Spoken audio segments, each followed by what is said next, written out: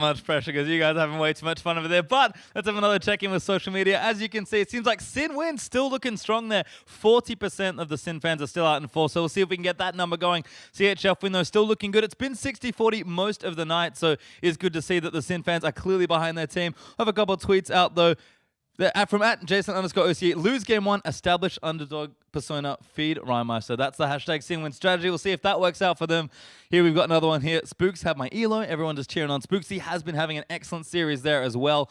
And that face one, you've been telling Hijinky all day in Rusty and his Muppets chat that hashtag CHF win. Seems like the Muppets Club looking good there, Rusty. So shout out to those guys as well. However, of course, guys, we still want to hear from you in the broadcast. If we go the distance, we could see these numbers change here as well. Right now, 60-40 Chiefs. So use the hashtag CHF win if you want to see that one raised, or the hashtag Sin win if you want to see that go up. And of course, for your general conversation around the Twitterverse, feel free to use that hashtag IMOPL. For now, it's back to you guys on the desk. Thank you so much, Patriot Time. An air of professionalism that I feel is severely lacking in this part of the room. However, let's get into what is the third game of the Chiefs versus Sin. Why is that your most fluently executed sentence of the night? Like, You know how long? Yeah, no, just, Yeah, I I worked know. that one over. Yeah, you did. Yeah, let's get into this game. I want to raise a question of Siva. We've got the two biggest fans of Siva over casting the games. I feel like Rusty, Frostgurn, very much on the hype train. Frostgurn is definitely Yeah, on the we hype got train, the Siva versus Azir matchup, however, and there were some questions of who wins that late game. Rhymeister and Radier, in my mind, are both very good carries, and it seems that right now Siva is a priority. Yeah, Siva is just ridiculous. And I think Radier as well, like giving him a champion that can do so much work in the late game is really what's the problem here for Sin, because we mentioned, you know, Swiffer back on the lineup, give Radier all the utility, let him follow the lead of the rest of his team, and he's able to execute mechanically in those late game fights if he's set up correctly, almost flawlessly each time. You just don't give him this much power. And because of the sides these two teams picked, they're going to get first pick once again for Chiefs here. In fact, if it goes even to game 5, they're going to get first pick once again. I would like to see Sin ban Sivir away, but they're going to have to give away one of the 3 picks they're already banning out. He's going to say Kalista. Which one do you want? Oh, man, stop banning Kalista. Like, it doesn't really matter here. I don't feel like Radier is going to put as much emphasis on the champion at all. He played fantastically on the Jhin the last 2 games that we saw him. Of course, it was against Sin that time as well, and it was actually Kardra that picked up the Sivir in both of those games. Radier looked fantastic on the Jhin. He just may as well play that one. He's not going to go towards the Kalista. Ban the Sivir. I think the Kalista doesn't unlock Radius so much, but it's going to make Ejim this even bigger threat than not to mention Swiper as well, yeah. Yeah, they certainly will. Yep. Okay. What? Sin have a chance here to rally behind their coach, Benzel, who's a very good coach, and, you know, try and get the bounce back here. Yeah. Like, who are we looking at? Is it Rogue? We spoke a lot about him. Rookie, very impressive split. Still playing well in these games. Is it going to be Rhymeister that steps up? Is it the veteran Kardra? Like, where are we looking for, like, that ignition point, that catalyst, if you will, Fish, to get the game going in their favor? Well, I'd really like to see Chippies not get as behind in the earlier stages of the game as well. I think they need to calm down a little bit when it comes to the early game, because we've noticed that past the mid game, even if they have fallen behind, things are still looking good for Sin.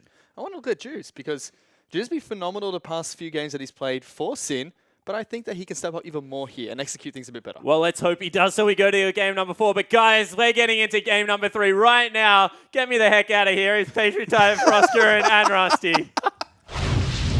Can do this, Spawners. We are back here for game number 3. Chiefs versus Sin. It's been a pretty wild ride so far, but Chiefs do find themselves up 2-0. I feel like the scoreline doesn't tell the whole story here. Honestly, maybe it does. Shin fighting very well, looking to make games close, but the Chiefs just closing out clinically time and time again. It's just the experience at LAN as well. They're closing out late game. They know how to execute. They've got a strategy. They're playing the strategy. Sin showing some adaptation in the second game, I will say, but they need to go above and beyond in game number 3 because it wasn't enough. Unfortunately, though, Atlas is not going to get his wish because the very first ban is going to be Kalista, but it's okay. We picked it up. Yep. Battle Mistress hitting the bench. There we go. Siva finally going to be banned away from Sin as GP Brom. Again, the bans here for Chiefs. Realistically, they don't have to change too much here. Ban the chicken. With their bans, so we'll see what they do when they take away. Could ban Azir. I actually agree. That would be a very strong ban here. We were theorizing, and no, not Chiefs. I think Sin banned chicken. 100%. Yeah. Aww. No, that's Poppy. That's not Birdman. Pick Azir. Trundle band away. Swiper. That's cute. He's looking at his team. He's like, guys, give me the Fiora. Like, please pick Azir. No, Swipe are having some fun here in Seg. We'll see exactly what they want to go for. So only the one change really for Sin as far as their bans go to take Sivir off the board. But Blue Side Chiefs, it's the side they wanted every game. You can kind of see why. Big thing, though, is that Lulu is also up. So it's, okay, what did we drop? We didn't drop the Kalista ban. We dropped the Lulu ban. Azir, Lulu, both big priority picks. They do well in a matchup against each other. Lulu, one of the few champions that can actually outrange Azir if she utilizes her help picks and the Glitter Lance on a back creep. Swipe is having way too much fun, by the way. Have you seen his shorts? Ooh, but it's actually Alistar that he picks. This also throws a gauntlet to Sin, though. As, you know, there's still both of those champions available. Do they want the Azir? Do they value it more than the Lulu? Knowing that it's there to be taken. They go Azir as a response. Well, confident lock in there from Juice. He actually just takes the Kindred straight away. See what Sing want to move in for their second pick Do the of cast their first rotation, though. Don't have to pick it now. But Come on, Rye. But I like the panache of the pick. I think Juice looking over. Trying to see if he can confirm this draft with his team. Seems like they do want to pick a mid laner, interestingly enough, but see exactly where they want to go with it. Who knows? Who really? Like, again, I feel like they'll lock in Fizz and then it'll be a top laner. And like, mad plot twist. It should actually just be that. It is Azir instead, so I was maybe suspecting Sing would go back to some of their true roots, but no Yasuo was Zach today, at least in this particular game. I hope Swiffer wanted to play Lulu.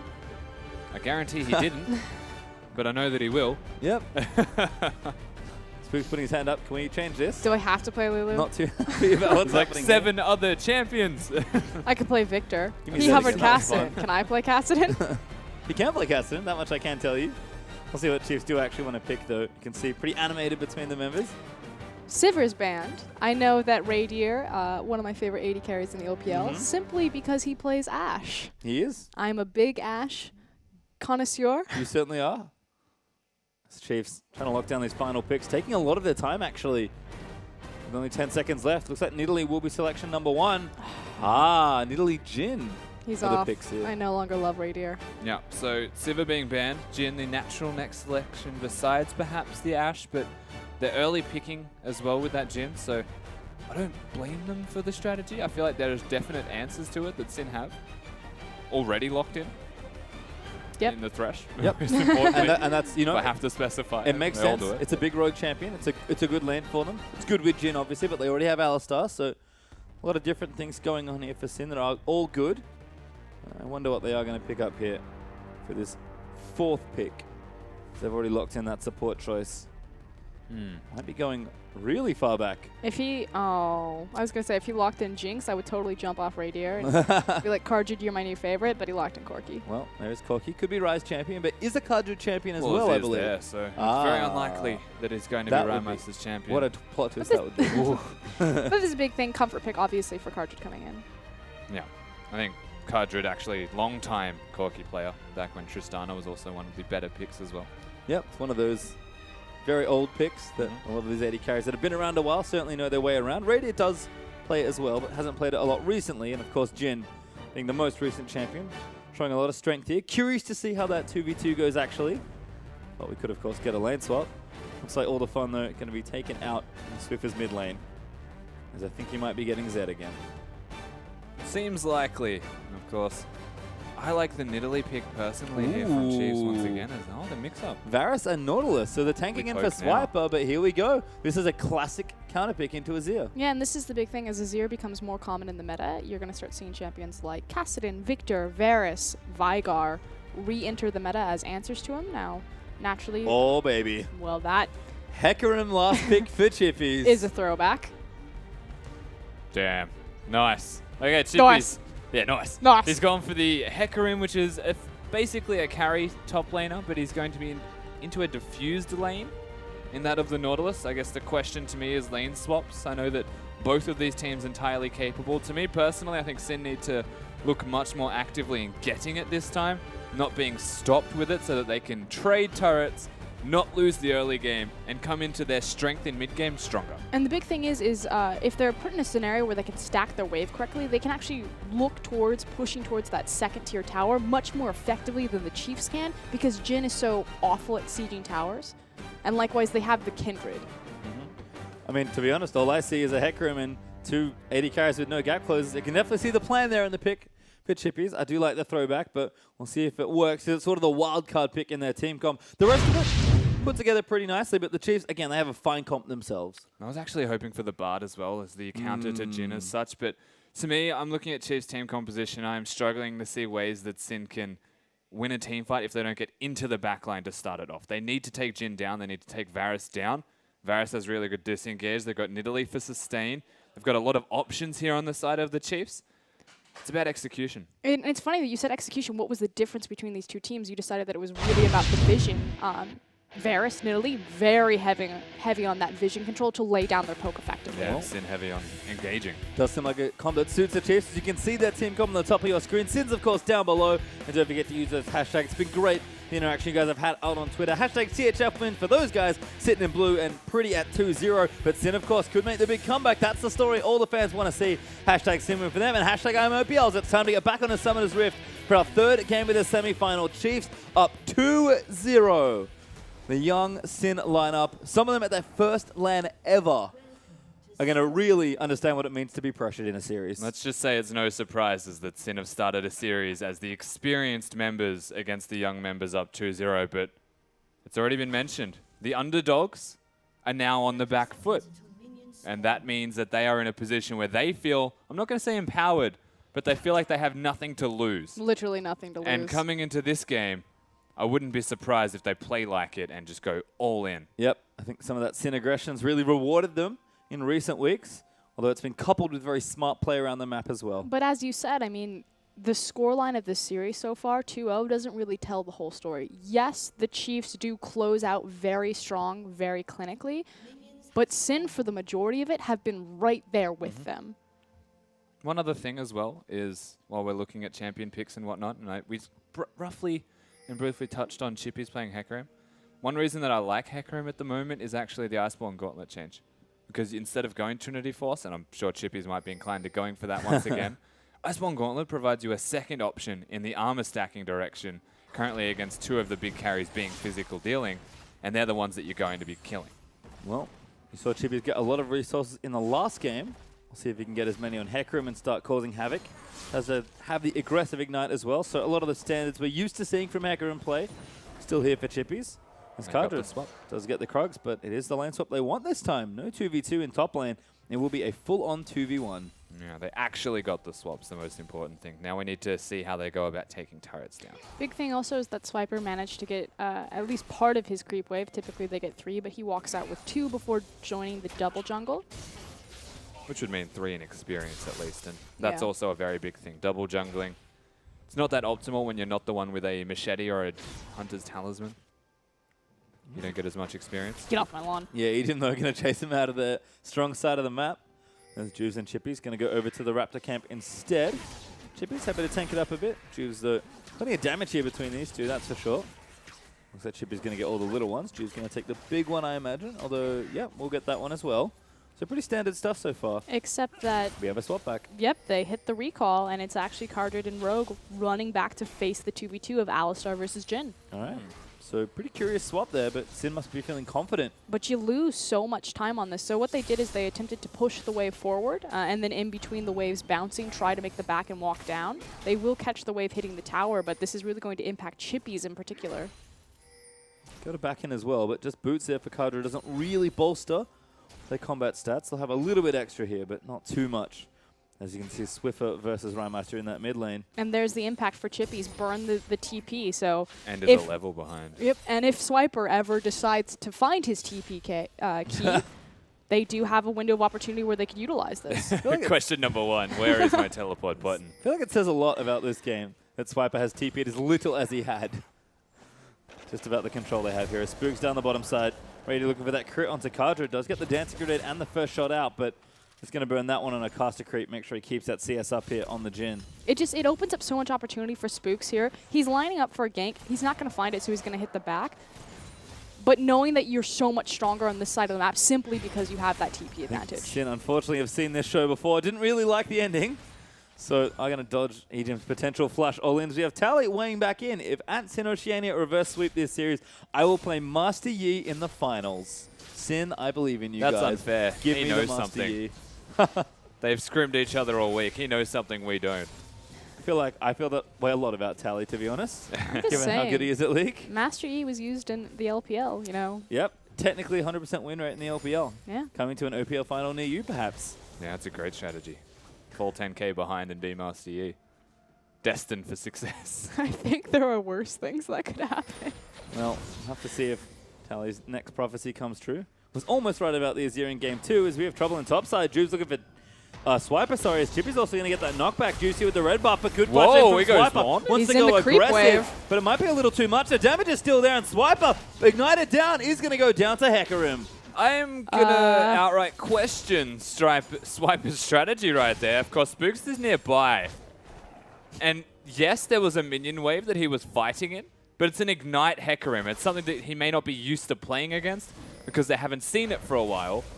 Still does enough damage to take him down. TP in though, going to try and turn things around, but that's just Swiper going to collect his farm. Spooks will try and delay some recalls here. Okay, so we're going to see the replay, and Rusty's 100% right. He thought that with the creep wave that they're fighting in, that he would have enough, and just was caught off guard by how much damage was being done. But I'm going to count it as a win. Swiper found teleport and actually TP'd back to the lane. Well, it does still have a CS lead as a result, but we'll see what damage Chippies can start getting done. Does have Ruby Crystal and Longsword now, so looks like that Trinity Force could be the build here again. With no Sheen in sight for that potential Iceborne Gauntlet. Daggers everywhere in mid and jungle for Sin as well. We're going to have Stinger first here for Rhymeister. A bit more aggressive versus the Varus as Swiffer. Already gone back and got his tier. CSing very nicely here and just keeping things back. Varus, all he really wants to do is neutralize this lane as much as possible. He's a 2-item champion, so definitely just wants to chill. Rhymeister on the flip side, you'll note when he places down his soldiers, they are within range of being a threat to Swiffer, so naturally gravitates backwards. What I really like out of the Chiefs' composition are the different bridging points as well as the different ranges. So they have escalating ranges in terms of like their damage threats on their champions, like Nidalee Varus and then, or excuse me, Nidalee Jhin, then Tavares. But then also Nidalee as kind of like an early bridge champion, and Tavares as the mid-game power spike champion to compensate for Jin's power trough in mid-game for late-game spike. Spooks caught though, forced to flash out as Juves just straight up shoots him. Spooks, again, sort of out in his own in the river with not enough vision. Juve's going to punish him there. But isn't that amazing? We start standard. Everyone just chills out. No successful level 3 gank in the bottom lane. Everything has been adapted and reacted to by Sin. And now Juves is actually starting to catch Spooks out of position warding by predicting where he's going to be next. Things have turned around. Oh, good hook there from Rogue. Almost connecting onto Radier, but space as well to not get caught out. Spooks here again, though. And Sin not taking the bait. Spook's actually going to almost finish that recall, but does decide to stay.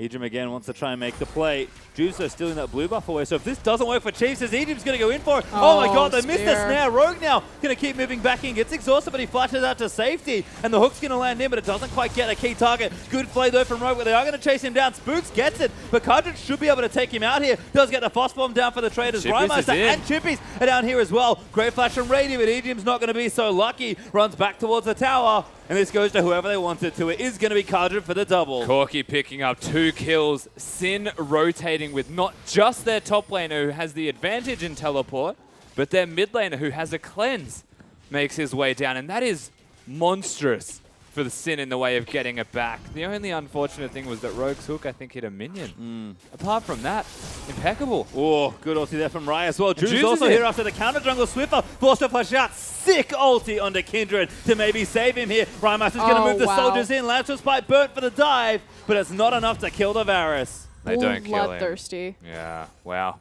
Sin still, however, they have control in this mid lane. There's a package on Cartridge. Oh, Cartridge going in for it. Swiffer way too far back there. Shouldn't have stayed.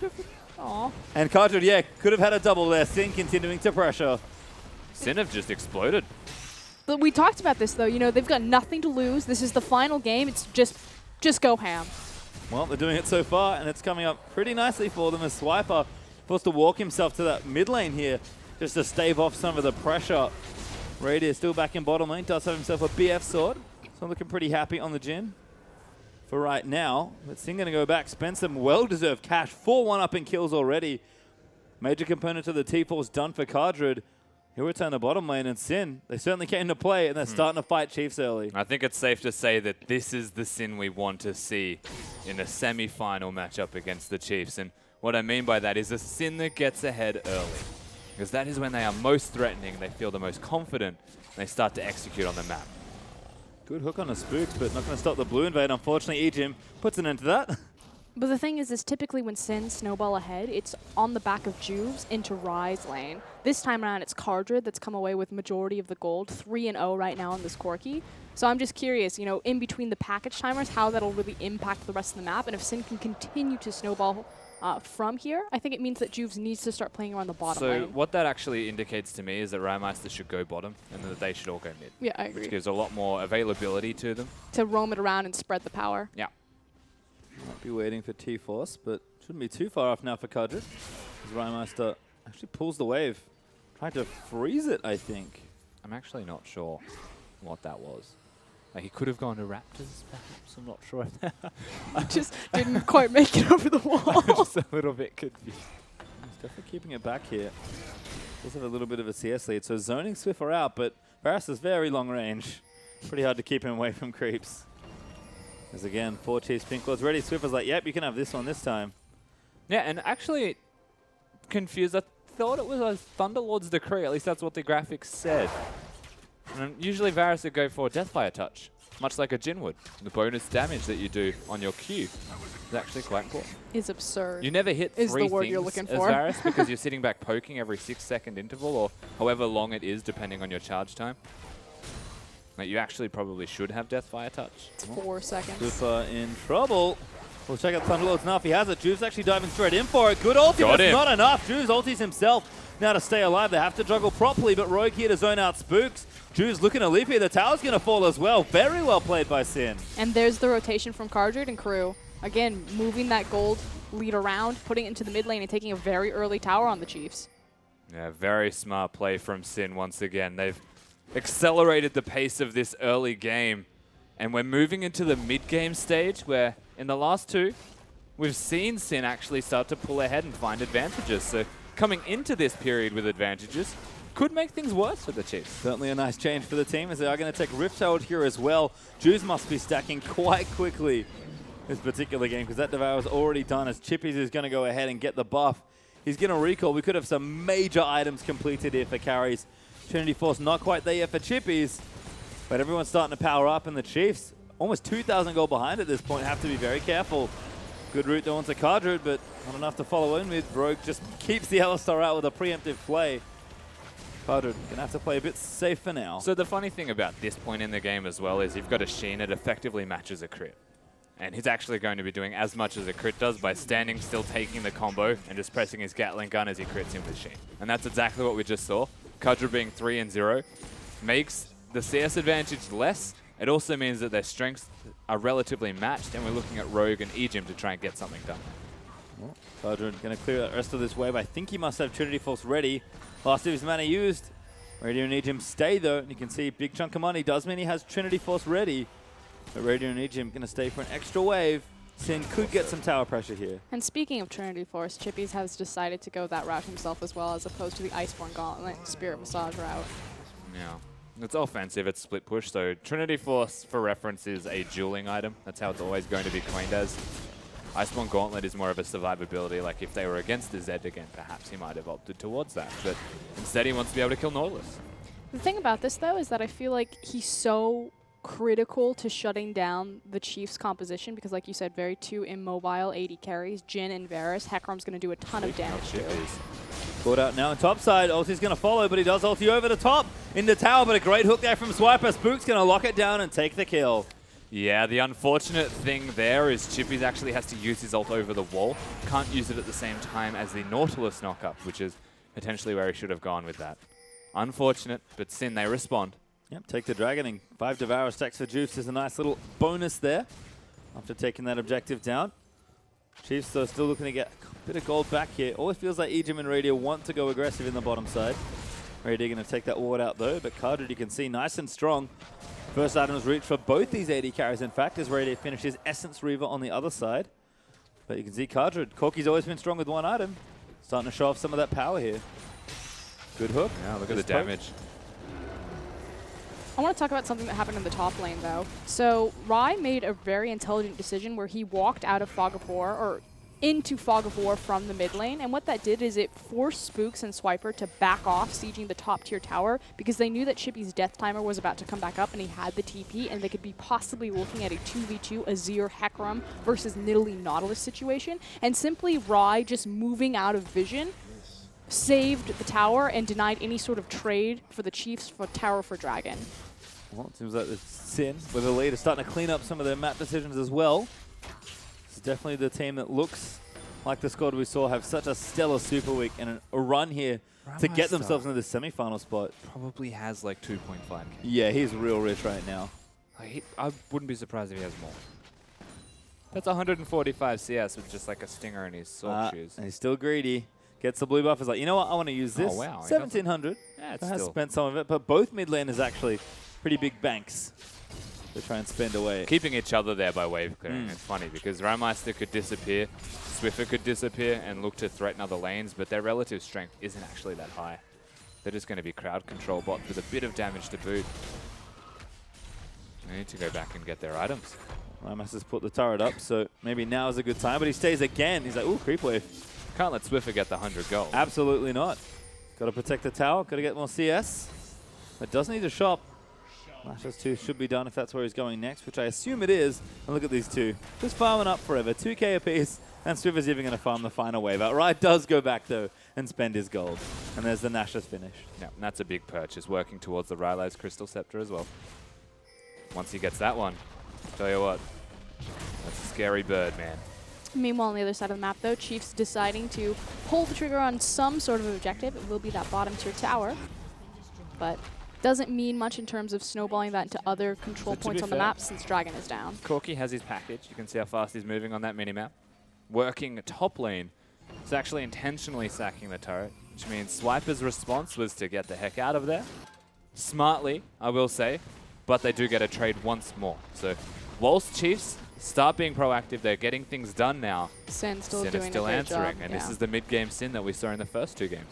Well, this is the thing. They should have initiative moving into this mid-game, so any trade that does happen feels like Sin is a little bit further ahead at this point. Enough to try and force something down. In fact, Rymeister makes a great rotation. Nash's 2 is ripping through the turret. Rymeister's going to get that and the Rift Turret fallback. Plus, I think Kindred almost stole a mark away on Chief's side of the jungle. Sin get a lot in that trade and come out nicely ahead. It's a 3 sweep on objectives. Top Yeah. tower, bot tower, as well as the Rift Herald. It's actually very big as well. And Chippy's getting the Rift Herald buff because they don't have an outer turret to take. Says to me that they want him to continue to duel against his opponent in lane, whether that be Swiper or they send someone else there, which I wouldn't advise because it's a Trinity Force Hecarim into a Jhin. Probably a no-no. Probably not. Pacific continuing to display wave clear here. It does have a Ghost Blade ready. So tier stacking up. Cooldown boots also there. Varus does need those 2 items, but getting pretty close. A lot of farm on Jhin. Yeah, Raider's actually been CSing really nicely. Got that Zeal built up as well. You can see the Chiefs pings under that tower, but Sin want to try and defend it. Look for a fight. They do need to start doing something with their lead, I think is the other thing, because all well and good up until this point, 3 outer turrets down, but it's their next move that's probably going to really start tipping the scales. And the Chiefs, they don't stop doing stuff on the map. They almost never play passive, it feels like. We're hitting the period in the game where Chiefs do start to bite back quite handily. Varus in particular has one of his 2 big items completed. No doubt will be working towards the Mana Immune as soon as he can. And that will, to me, signal the point where sieging is a capability for Chiefs and where their potential for skirmishing and teamfights actually goes up immensely. They're all going for pretty much a late game build as well. Yes, Varus, is, like you said, has that 2-item power spike, but looking at the Roa, being picked up by Spooks, not completed yet, but has the Catalyst. So he's looking for a late game tanky Nidalee build. Likewise, you've got Jhin, who's going to excel in the late game. Just a random tome as well. I'm actually really surprised that he went Essence Reaver before going the Yeah, Infinity think about Edge. it, pastry time. Yeah, Think about it. just hanging out. Got to study, you know. It's going to be a long game. He's got his book. Yeah, He's he's reading it, scaling. yeah. He's got a book to read. So Ryze is such a good late game champion, right? Always has one. Ready to go. It's like such an awful joke, but But it's true. yes. Dragon up in 25. Could be our next point of action, but both teams happy to play back a bit. Card reading Deathfire touch. the pointy Varus. end. Yeah. Go yell at the graphics guy. I've been lied to. How dare you, Keystone Mastery Graphic? We trusted you. We did. And look where that brought us. Well, confirmed for now. Swiffer starting to get real frustrating with that poke. As tower on top does go down there to the Chiefs. Pretty brave to be there when Dragon's coming back up, but Sin looks like they're going to collect it. Kindred's already sated, so this Dragon should die real quickly. Absolutely should. Sin, they are playing it slow, they're playing it calm. It almost feels like they are the Chiefs this time around. Doesn't mean that the Chiefs won't play like themselves either, so we're just kind of waiting for it to come to a head. We're waiting for everyone to get their items. So the Chiefs obviously recognizing that there's no way that they can beat Sin in a full 5v5 right now. Saying, it's fine. Lay down the defensive vision, look for picks, lay down poke, wait for our big item power spikes, stall it out. Ejim defends his ward though. Again, very brave play on the All-Star, but Rogue just pulls him out with the Dark Passage. And Chippy's going back as well. Home guard's actually up now, I think, past the 20-minute mark, so could see a big TP play here, and Rymeister's real strong. This is a good invade into the jungle from Sin. Yeah, he's not far away from Israel's Crystal Scepter, but he's got the most important aspects of it. His Giant's Belt and his needlessly large rod. He's definitely putting down the hurt. As to me, the question is, with no Dragon available, no outer turrets available, how do they actually start to break their way into the poke comp? It's moving into the jungle and primarily a denial of vision. Not being allowed to, that's the scary part, right? Yeah, and that's what Chiefs are doing so well. They're standing their ground. Speaking of, Rymeister puts the turret up again. Going to have a very short little mid lane for a bit. What's that right again? Just wave clearing up. Just an overgrown rot portal. Uh-oh. Curtain call pop. Good cleanse. Gets all the way out of the range of the ulti. And Raider's like, all right, one shot's enough. Trying to walk back in the mid lane. Right has to stay to try and wave clear here. It's a good little bit of push pressure from the Chiefs. Yeah, and Swiffer has his ultimate with no cleanse available on Rymeister. So there's now actual kill pressure in this middle lane, which draws attention of more members of Sin. Oh, here comes the TP flank. I like this a lot from Chippy's. Can they find the fight they want? Chippy's looking for it. And He's bottom tower. All right. So, you know, Bam! not super effective use, but it'll do. Chippy's eating the tower aggro too. Not sure that was part of the plan. But hey, they'll get a turret. Sin's starting to make some pressure, but Rye caught there by Swiffer and Spooks, and that's an easy kill for the poke champs. And once There's again, that kill no pressure. cleanse. Definitely Varus pops down the ultimate. They get the kill, and here's Chiefs now proactively trying to make a trade. Sin, way too difficult to defend this. I mean, that said, it's still kind of like you said, Sin or hold good on. hook. Rogue wants it, plays him back in, but the damage is down. Rogue's absolutely dead as Juice. Can't pop the ulti in time to save his teammate. Depsar taking a CC Cardra as well as Swiffer is able to take him out. Swiper does not land the follow-up hook, but Curtain calls back. There's one, there's two. And he's gonna wait. There's the third. He wants Cardra.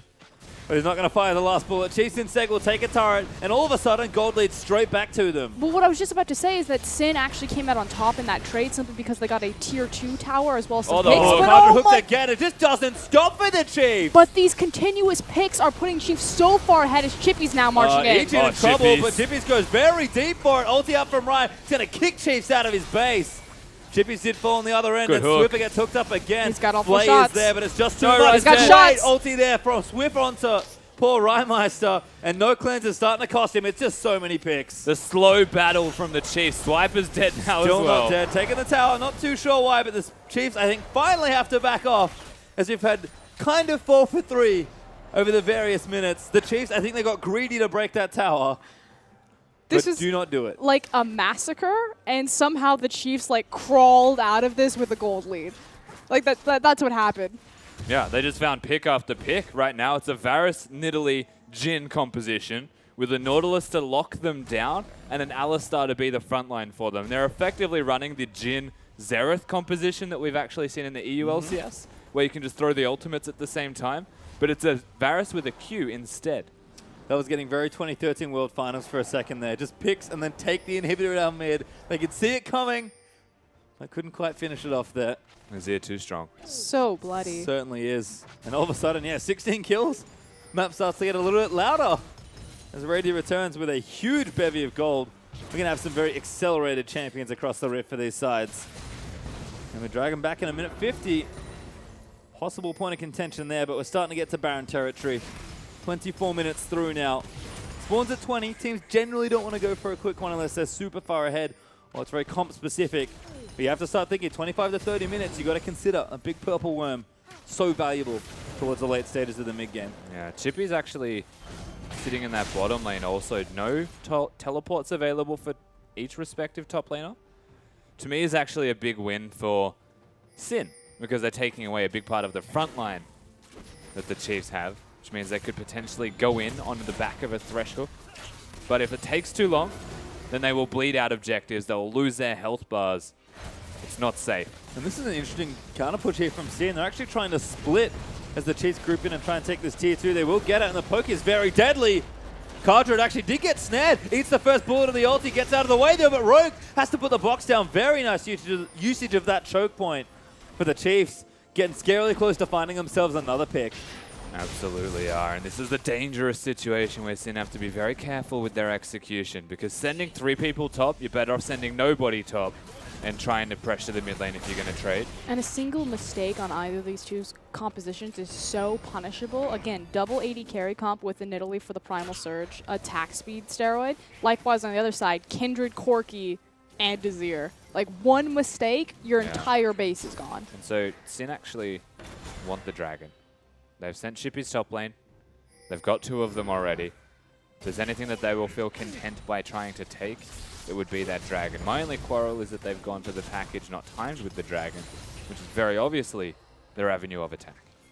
Well, Chippy he's going to go back actually. Could make another teleport play. He's sitting there waiting for it.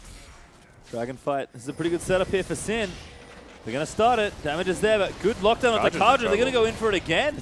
Ulti out from Raid, going to poke them down. Cardred actually eats too many bullets. And actually Swiffer stole the dragon, but now Chippy's going to try and make it happen with the TP play, but the Chiefs are going to fall back. Chippy's locked up on the front line. Massive Varus ulti going to start to spread as it does lock down Juves. No kills yet for the Chiefs though, but so much poke. That's spear. Yeah, the damage that comes out of the Chiefs, the lockdown out of Jhin is setting them up. Like, Rymeister might be dead. Might need a spear. Has to use the ulti. He has to dodge this. Tries to disengage. Swiffer here again. Flashes in for it. Radiant even fishing with a W. From 2 screens away, Chiefs are poking Sin and forcing them into their base. The dragon wasn't even theirs, and Chiefs, they've got health bars. They can go to Baron. The amount of line damage is massive on this team, but like you said, Juves is still up. The call has been made. It's Baron. That's what they want. The Chiefs going to very aggressively start this. Juice eats a bit of poke there. Nidalee throwing in there as well. Level 13 to level 14 smite. Juves has the weaker smite if it comes to contest. Oh, Ejim tries to CC him up. They're going to try and finish it off, but Spooks hasn't quite got it yet. Chippy's is in the backside, and Cardred takes out Swiffer. Baron does go over to the Chief, but Sinner straight in there looking for a fight. Radiant going to blow up. Chippy's over. Radiant does die on the other side. Spooks, though, going to get chased down by Rymeister. Baron fight disastrous there for Sin. Sorry, for Chiefs, as Sin take it 3-1. They take out the 3 carries of the Chiefs with only Swiper and Ejim remaining. But the Baron buff is Chiefs, and they might be able to hold off the onslaught that should come out from Sin. I don't know if they can go any further here. Still, we're seeing successful team fights that can go to Sin.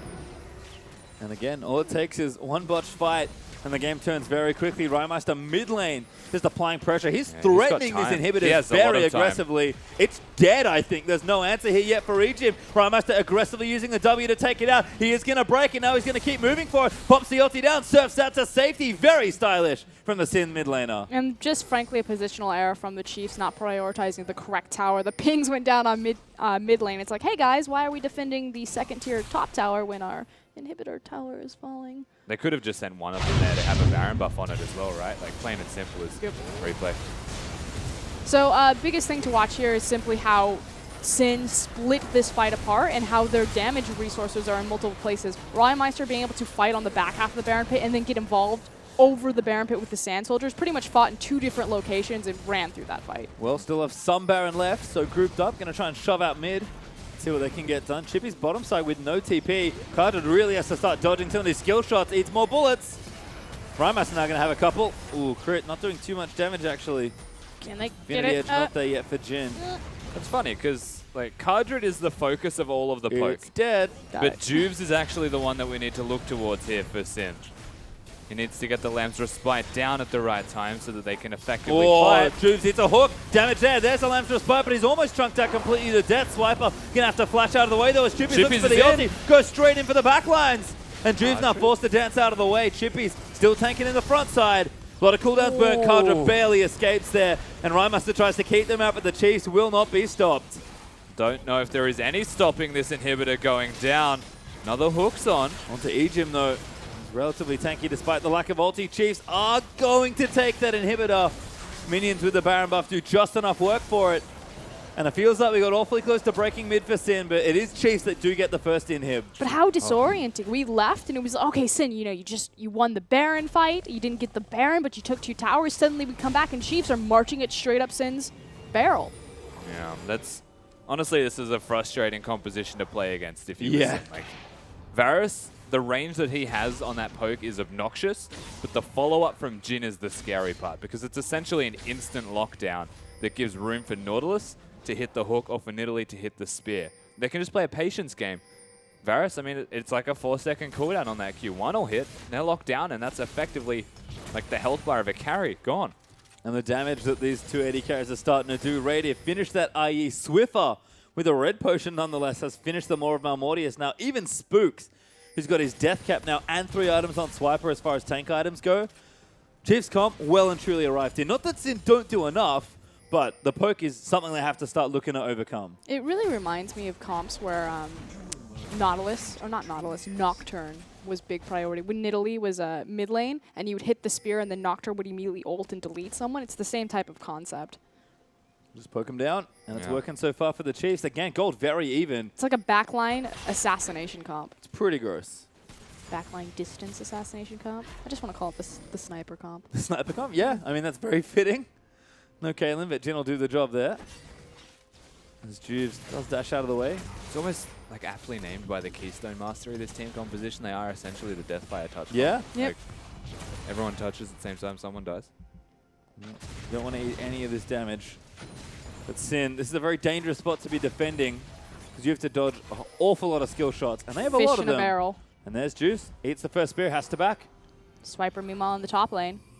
Yeah, Chippy's will answer Swiper, but at the moment it feels like Chippy's wants to answer bottom. Yeah. Because he's sitting in base. He's got plenty of flanking wards. He could very easily get behind them either through the lane, and that's where he Yeah, goes. here they go straight through the back. Now Chiefs have to bail. They're going to see Chippy's, but is it too late? He looks for Swiffer, but a good old flash is maybe going to get him out to safety. He's Nautilus too far. going to join down here as well, but the team cannot join. Ejim ties up the front line of Sin, try and dive back through. The back line is doing damage. Ejim and Swiper getting a little bit lower, but Ejim with the ulti is good enough as Rymeister does shut them out with the ulti. Oh my god. Surfs back in, pops the zonies, but that might be a mistake. He's going to get locked up, and Radiant blows him up in the front line. Sin pick a desperate fight and lose a member. But what a brilliant answer to an Azir. Knowing that this pick would be contested, having a sniper comp like this set up to outrange that champion and just punish. Yeah, Azir, very long-range champion, but not as long as a Varus and a Jhin. As the Chiefs are looking menacing right now on their second inhibitor. Oh my god, Cartridge. That damage might have just killed him as he does QSS off the debuff of Jhin, I believe. The Juves are going to get caught out. Lamps Bite not there. He's going to go down to Radier. Is this inhib's going to get broken as well? Topside pressure also mounting. Chiefs, they can taste their meeting with Legacy in the final. This poke is obnoxious. The Varus ult's on. Oh, Cartridge is blown to pieces. Radier takes him out. These turrets are going to start falling. The Chiefs are going to move in for the kill. Chippy's and Rogue only up for now. This tower's going to get melted, though, and it seems like they are going to claim the Nexus. Ejim going to move in to try and get a few more kills to pad the stats. Rhymaster, they're going to surf in the Chiefs. They want to zerk down the Nexus. Radiant needs to get in there, but he's taking too much damage. They need to zone for a little bit longer. The Nexus does go down to the Chiefs. They'll clean sweeps in and look to face Legacy. Chiefs Esports Club are looking ridiculous right now. They execute on not one team composition, but many, and they do it very elegantly. Just, it was destiny that they would meet Legacy in the finals again. Sin should be very proud for how they played this series. Like we said, the 3-0 does not really explain everything that happened here. It was not a whitewash, but like you said, Chiefs executed 3 multiple compositions beautifully. Their macro game was awesome. Their team fighting looks in par, and this should make an explosive finals across from Legacy. Well, players are going to shake hands and exchange a few hugs. Very well played by both sides, but that does, of course, determine our final. And we heard it from Carbon, we've heard it on the desk. It just does feel like destiny. It almost does, doesn't it? Chiefs versus Legacy one more time. Couldn't have scripted it better. Well, we didn't. That's just the matchup we got. Simply Just amazing to watch the teams play. But the Chiefs today, they will celebrate their semi-final victory as we toss back to the analyst desk. Thank you so much, Patriot Time. Unfortunately, the Cinderella story does end there, but the Chiefs once again book their date with Destiny against Legacy in the OPL Split 1 final. That will be on April 5th. But I want to focus on Sin for a little bit, because this is a team, everyone was saying it, like, Sin were like, we are a team that will step up. Everyone was like Carbon said they didn't get better over the off-split. Ejim said irrelevant for 4th place. They finished up 3rd, by the way, but they were talking about Sin. There are just so many people that poked at this team. Yeah. And they have proven that, you know what, not only are they within the top 4, I completely agree with the sentiment that even though that was a 3-0, that was a much closer game when you go back and watch them what you otherwise would have thought. Yeah, and you look at the players that were stepping up here for Sin at the same time, and Rogue stands out like a sore thumb. This guy on the Thresh in the last 2 games was landing some of the most amazing hooks. This guy was doing so much work for his team, and I cannot wait to watch Sin the next split of the OPL because I have a feeling they're going to go a whole lot further. For me, it was the first 2 games. Sin did a really good job of fighting back from behind. They constantly took the game to the Chiefs, kept trying to claw back those advantages, played it really well.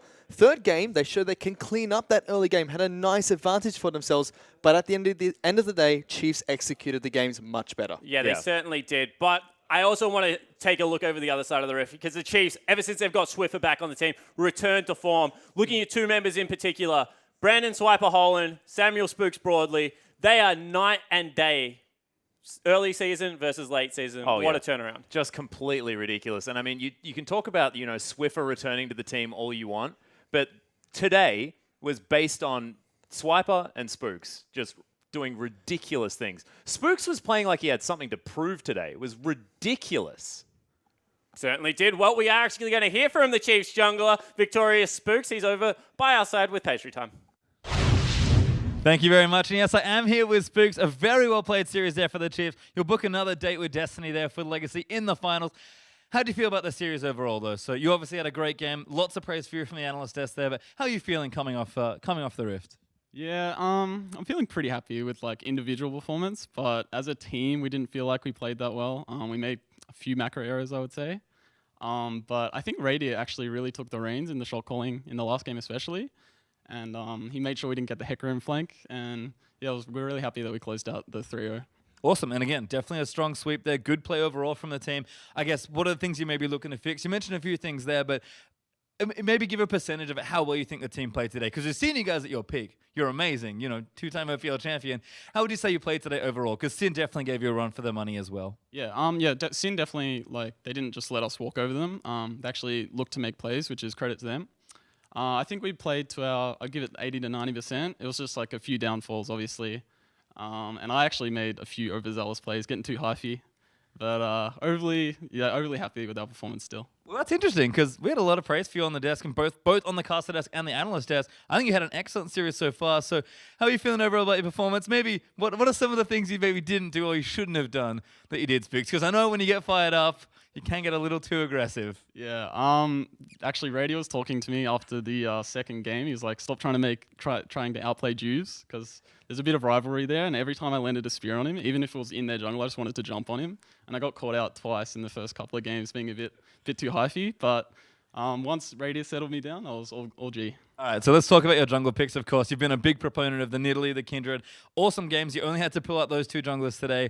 How are you feeling about the current state of the junglers? And these are obviously 2 very strong junglers. You're comfortable on them. Just what do you think about the general jungle meta? Yeah, I think Kindred and Nidalee especially on 6.5 is they're both just disgusting.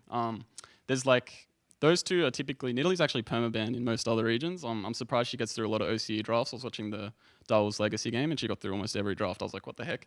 And Kindred is insane with Azir. You have the wall ulti combo, and she's just really strong duelist, insane ganks. And yeah, I love playing the carry junglers and getting big swips on the tanks. That's what I play for. Well, I'm not sure Swiper likes that too much, but certainly it seems like the tag team is working out. Final question for you, Spooks. How are you feeling moving in? Again, a good performance here, about 80-90%. That's not too bad for a 3-0 versus Sin. But Legacy, your opponents once again in a grand final. This time they're coming in as the number 1 seed from the regular season. How are you feeling about that series? And how well do you think the Chiefs have to play? Are we going to get 110, 120? How are you guys feeling in the upcoming grand final? Yeah, I think we definitely have to play 100% to beat Legacy. I feel even if we play 80%, they'll probably just punish our mistakes. They're very they're a very punishing team just in general. If you make mistakes, they'll capitalize well. So if we just play like a clean macro game, which I wouldn't say we did perfectly today, if we do play a clean macro game, we should be fine.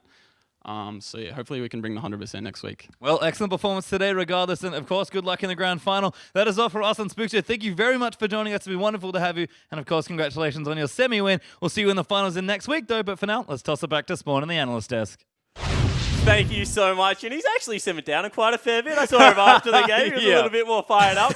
But I want to go back to, he mentioned their draft a couple of times, and this is an area I want to hit because they got Sivir, Kindred, Azir. Then they had to take away components of that. They had a very nice drafting game too. Third game, they had the sniper composition, as Frostgrim was calling it. 3 very good drafts. This is something that we've maybe been critical of other teams in the OPL, but Chiefs especially seem to have a very good grasp on the current meta. Yeah, and it seemed like Sin were adapting without actually necessarily knowing what Chiefs were going to be picking in game number 1, which honestly isn't something that you'd expect from a team moving into a semi-final like this. I'm going to call them out right here because the Azir Sivir Kindred combination was despicable, and then they took little parts out of it. Game number 2, a little bit closer there from Sin, and I feel like if this series had have just kept going, Sin would have worked out their draft phase and really got it together. But as far as drafting is concerned, Chiefs just look ahead of the curve. I agree with the fact that Sin were able to pick away small pieces of the team comp from game number 1, but game 3 was really what sold it for me because Chiefs just went 360, almost 180, not 360. Went That's 360 and walked back that's away, too far. They really were able to show that they could just completely go away whatever they were picking up in game 1 and game 2 and throw out a whole new team composition, and they played it brilliantly. They executed it really well. Yeah, they certainly did. However, guys, let's take a look at the week's results so far. Last night, it was Legacy taking the 3-1 over the Direwolves. And the Chiefs tonight were able to 3-0 Sin Gaming. 2 very, in the end, one-sided games as we move towards the grand final next week. The 5th of April, 7 p.m. Australian Eastern Standard Time. It will be the number 1 seed Legacy against the only team they've dropped a game against, the old split. It is going to be the Chiefs. As Patriot Time said, no, I think it was Rusty. Couldn't have scripted it better, but guys, that is where we're going to leave you tonight. It is going to be Legacy versus Chiefs next week, but on behalf of myself, the analyst desk, these guys, the casters, and the entire production crew, thank you so much for tuning in, and we'll catch you next week for the grand final.